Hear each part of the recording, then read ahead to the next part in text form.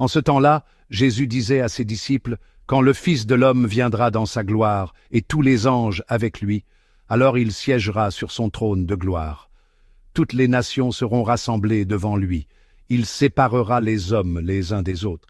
Comme le berger sépare les brebis des boucs, il placera les brebis à sa droite et les boucs à gauche. Alors le roi dira à ceux qui seront à sa droite, « Venez, les bénis de mon Père, recevez en héritage le royaume préparé pour vous depuis la fondation du monde. Car j'avais faim, et vous m'avez donné à manger. J'avais soif, et vous m'avez donné à boire. J'étais un étranger, et vous m'avez accueilli.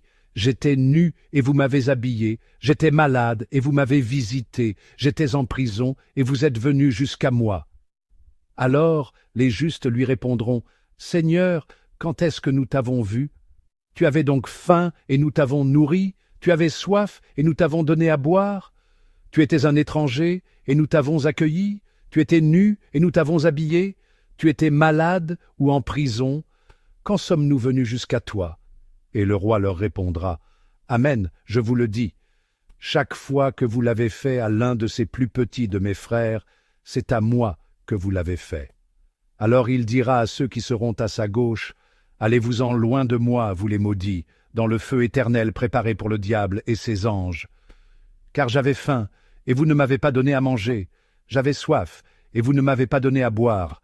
J'étais un étranger, et vous ne m'avez pas accueilli. J'étais nu, et vous ne m'avez pas habillé. J'étais malade et en prison, et vous ne m'avez pas visité. » Alors ils répondront, eux aussi, « Seigneur, quand avons-nous vu avoir faim, avoir soif, être nus, étrangers, malades ou en prison, sans nous mettre à ton service? » Il leur répondra, « Amen, je vous le dis, chaque fois que vous ne l'avez pas fait à l'un de ces plus petits, c'est à moi que vous ne l'avez pas fait. » Et ils s'en iront, ceux-ci au châtiment éternel, et les justes à la vie éternelle.